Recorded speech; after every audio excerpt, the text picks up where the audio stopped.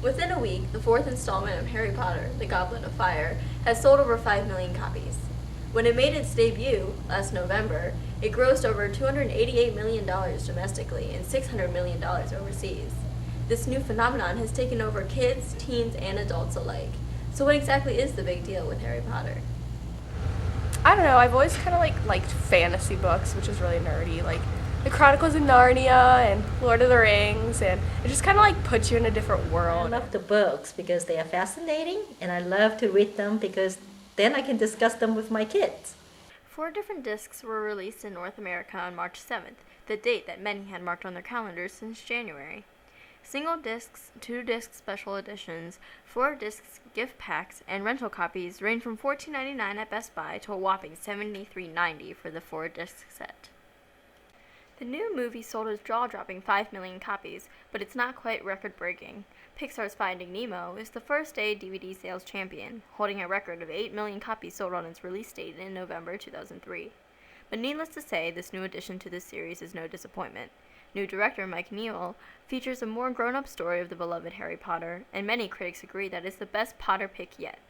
The evil Lord Voldemort finally shows his face in full, while someone mysteriously enters Harry in for the dangerous Triwizard Tournament, while best friends Ron and Hermione's hormones begin raging with the first Yule Ball.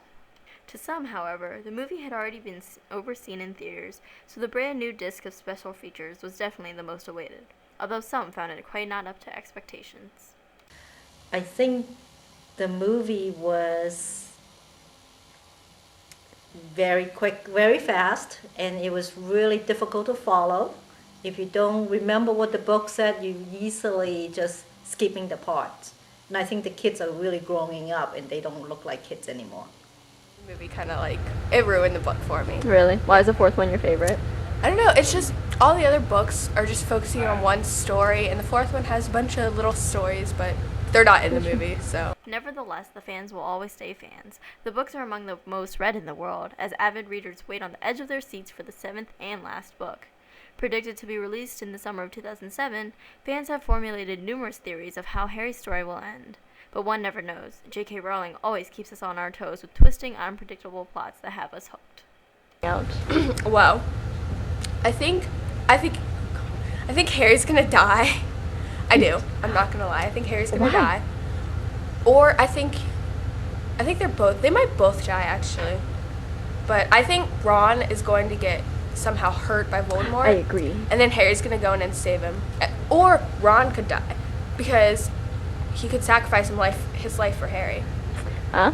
Yeah, so That would be really bad. I think one of the trio is gonna die. I don't think it's gonna be Hermione necessarily. But She's too smart. yeah, I think it's gonna be Harry or Ron.